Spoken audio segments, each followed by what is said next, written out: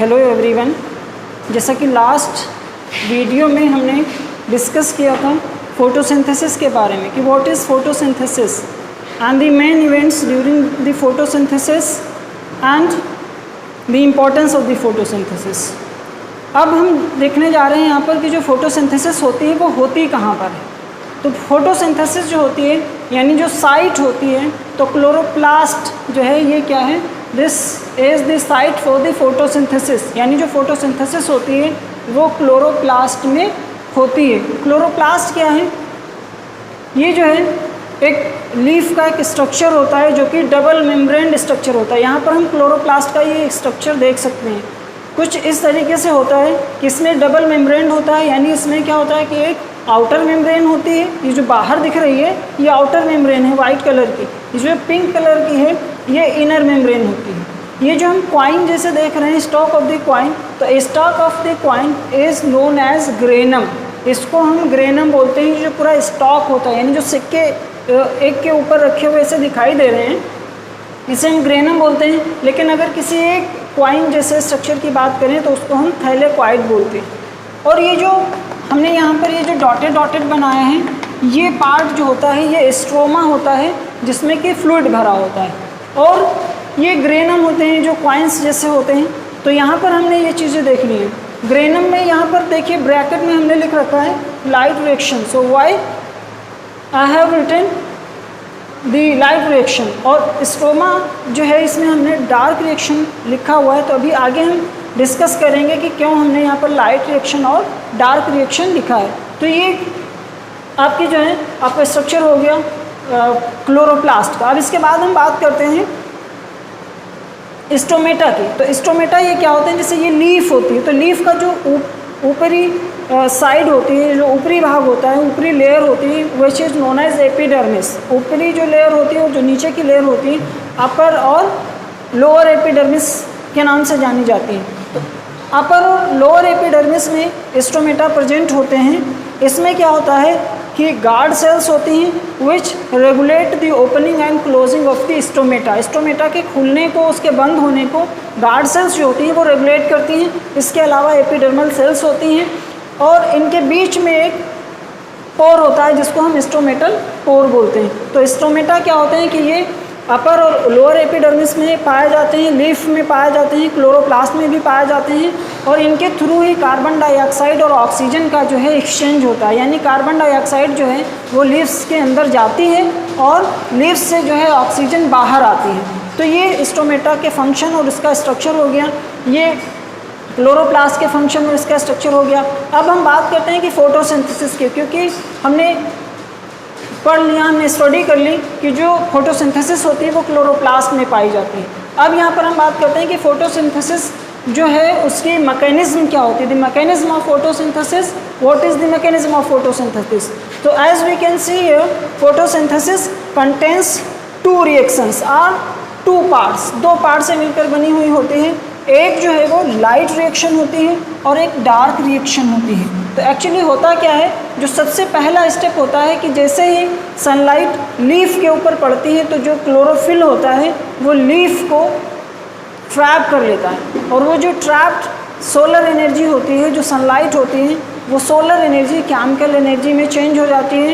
And which जिससे क्या होता है कि जो वाटर होता है उसकी फोटोलिसिस हो जाती है। मतलब वाटर जो है वो हाइड्रोजन आयन और ऑक्सीजन में टूट जाता है, जिसको हम फोटोकेमिकल फेज भी बोलते हैं। And it happens in granum. ये कहाँ होती है? ग्रेनम में होती है। यानी जो ग्रेनम होते हैं, जो थैलेक्वाइड होते हैं, इनमें क्लोरोफिल होता है और वही क्लोरोफिल क्या करता है, सोलर एनर्जी को ट्रैप करता है और वो सोलर एनर्जी केमिकल एनर्जी में चेंज हो जाती है, और जिससे कि जो वाटर मॉलिक्यूल्स होता है उसकी फोटोलिसिस होती है, जिसको हम फोटो केमिकल फेज भी बोलते हैं। इसीलिए जो है हमने यहाँ पर लिख रखा है लाइट रिएक्शन। यानी यहाँ पर ये वो रिएक्शन है जहाँ पर लाइट की ज़रूरत पड़ती है। अब इसके आगे फर्दर जो प्रोसेस होती है, वहाँ पर क्या होता है कि डार्क रिएक्शन होती है। डार्क रिएक्शन को बायोसिंथेटिक फेज भी बोलते हैं। यहाँ पर क्या होता है कि जो लाइट रिएक्शन होती है, लाइट रिएक्शन के दौरान यानी जो वाटर की फोटोलिसिस होती है तो उसमें हाइड्रोजन आयंस बनते हैं, ऑक्सीजन बनती हैं, oxygen is release into the atmosphere and hydrogen ions remain inside the leaf, वो लीफ के अंदर ही रह जाते हैं। और जो सोलर एनर्जी होती है वो सोलर एनर्जी क्या करती है, एटीपी बनाती है, यानी एटीपी जो है एक तरीके की एनर्जी होती है, तो एटीपी बनाती है। और हाइड्रोजन आयंस, यही हाइड्रोजन आयंस जो हैं वो कार्बन डाइऑक्साइड के साथ में कंबाइन होकर के ग्लूकोज बना लेते हैं, यानी ये हाइड्रोजन आयन कार्बन डाइऑक्साइड के साथ में कंबाइन होकर के ग्लूकोज बना लेते हैं। और इस प्रोसेस के लिए जिस एनर्जी की ज़रूरत पड़ती है वो एनर्जी एटीपी से मिलती है।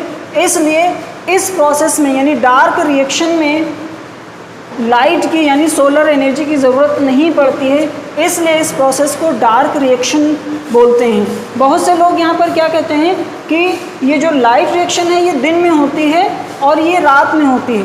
वह चीज़ 100% रॉन्ग, बिल्कुल गलत है ये चीज़। यहाँ पर ऐसा नहीं होता है, बल्कि होता क्या है कि लाइट रिएक्शन भी दिन में ही होती है और डार्क रिएक्शन भी दिन में ही होती है।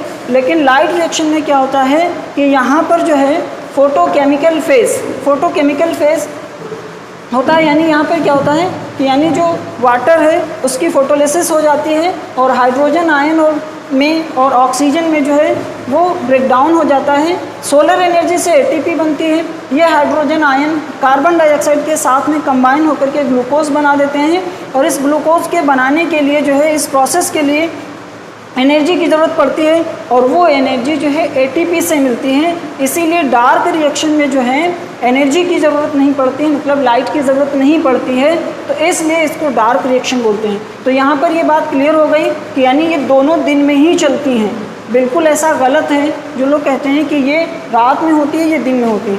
Both reactions are happened in day only, but light reaction happens in the presence of the light and dark reaction happens in absence of the light। और यहाँ पर हम देख सकते हैं कि जो लाइट रिएक्शन है, ये लाइट रिएक्शन जो है ये ग्रेनम में होती है और जो डार्क रिएक्शन होती है यानी डार्क रिएक्शन वो स्ट्रोमा में होती है। तो यहाँ पर ये बात बिल्कुल क्लियर हो गई। तो यहाँ पर हमने क्लोरोप्लास्ट और क्लोरोप्लास्ट के बारे में, उसके स्ट्रक्चर के बारे में पढ़ा, स्टडी किया। स्टोमेटा के बारे में हमने, फिर उसके बाद फोटोसिंथेसिस की जो मैकेनिज्म होती है, डार्क रिएक्शन और जो लाइट रिएक्शन होती है, इनके बारे में अब यहाँ पर हम डिस्कस करेंगे। अब यहाँ पर हम जो है डिस्कस करेंगे कि what are the raw materials for the photosynthesis. Photosynthesis के लिए रॉ मटेरियल्स कौन कौन से होते हैं। तो जैसा कि यहाँ पर हम देख सकते हैं व्हाट इज़ द प्रोसेस